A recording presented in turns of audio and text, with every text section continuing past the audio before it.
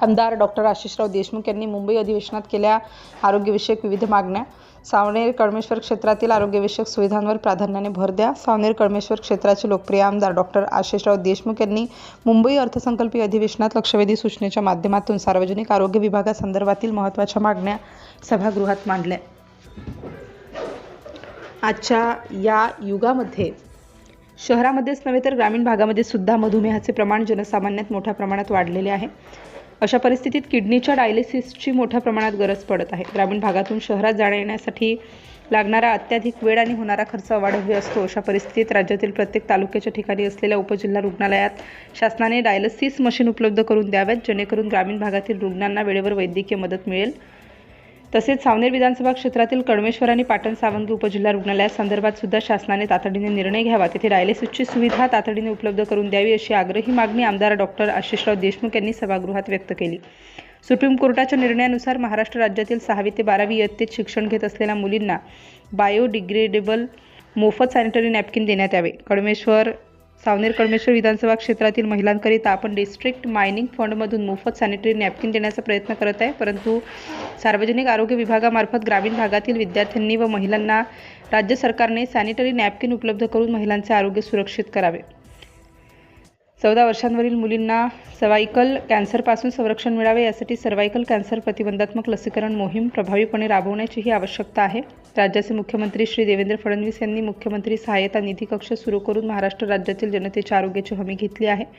ही आनंदाची बाब आहे. त्यामुळे मुख्यमंत्री सहायता निधी अंतर्गत राज्यातील हजारो गरीब रुग्णांचे प्राण वाचत आहे.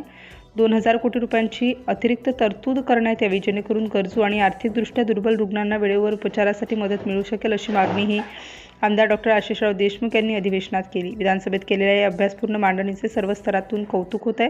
सर्वसामान्य जनतेच्या प्रश्नांवर सातत्याने आग्रही भूमिका घेणारे आमदार डॉक्टर आशिषराव देशमुख त्यांच्या कृतीतून विकासाची दूरदृष्टी दिसून येते. सिटी इंडिया न्यूजसाठी जिल्हा प्रतिनिधी नितेश गव्हाणे, नागपूर. 2025-26 या वर्षाच्या पुरवणी मागण्याच्या निमित्ताने मी पॉइंटेडली 4 गोष्टी आपल्या समोर हे करतो. सार्वजनिक आरोग्य विभागाच्या मागण्यांच्या संदर्भामध्ये आजकाल शहरामध्येच नव्हे तर ग्रामीण भागामध्ये मोठ्या प्रमाणामध्ये डायबिटीसचं प्रमाण हे जनसामान्यांमध्ये वाढत चाललं आहे. अशा परिस्थितीमध्ये मोठ्या प्रमाणामध्ये किडनीच्या डायलिसिसची गरज ही ग्रामीण भागाच्या जनतेला देखील भासते आणि शहरात येऊन डायलिसिसची सोय ही पुष्कळदा त्यांना शक्य होत नाही. किंबहुना जाण्या येण्यासाठी खर्च आणि वेळेचा अपव्यय होतो. अशा परिस्थितीमध्ये राज्यातल्या तालुक्याच्या ठिकाणी असलेले उपजिल्हा रुग्णालय जे आहे त्या प्रत्येकच उपजिल्हा रुग्णालयामध्ये डायलिसिसच्या मशीन शासनाने उपलब्ध करून द्याव्या. विशेष करून माझ्या मतदारसंघाच्या कळमेश्वर आणि पाटण सावंगी उपजिल्हा रुग्णालयामध्ये अशा प्रकारची डायलिसिसची सुविधा उपलब्ध करून देणं हे अतिशय गरजेचं असल्यामुळे या संदर्भामध्ये शासनाने लवकरच तातडीने निर्णय घ्यावा, अशी विनंती त्यानिमित्ताने शासनाला आपल्या माध्यमातून करतो.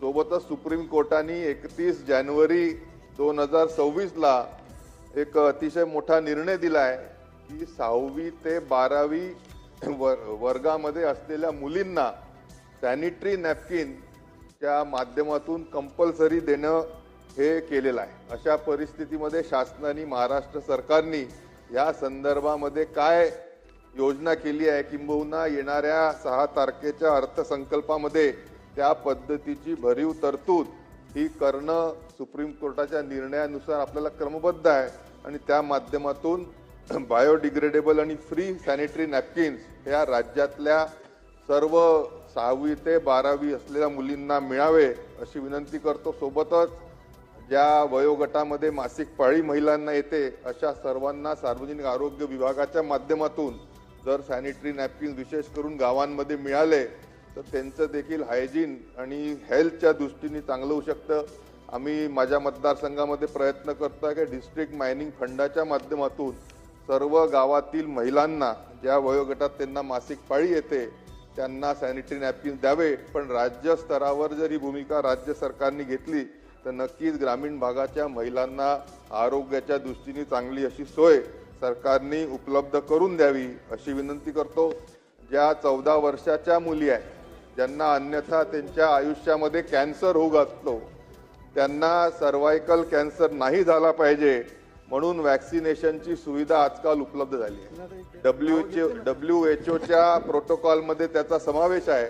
मला जी माहिती मिळते आहे की केंद्र सरकारने देखील त्याला मान्यता दिली आहे.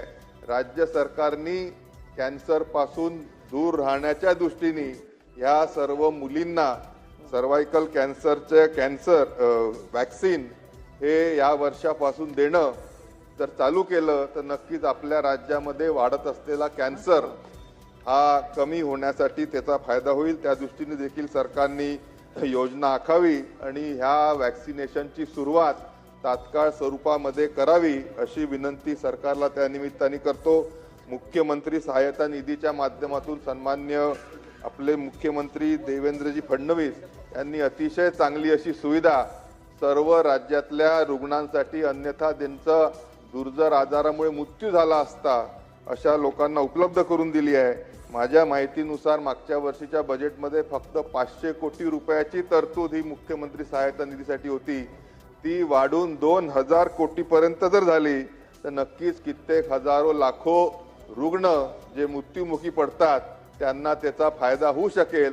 तर 2000 कोटी रुपये मुख्यमंत्री सहायता निधीसाठी सन्मान्य मुख्यमंत्र्यांनी यावर्षी तरतूद करावी अशी विनंती करतो आणि मी आपलं बोलणं संपवतो.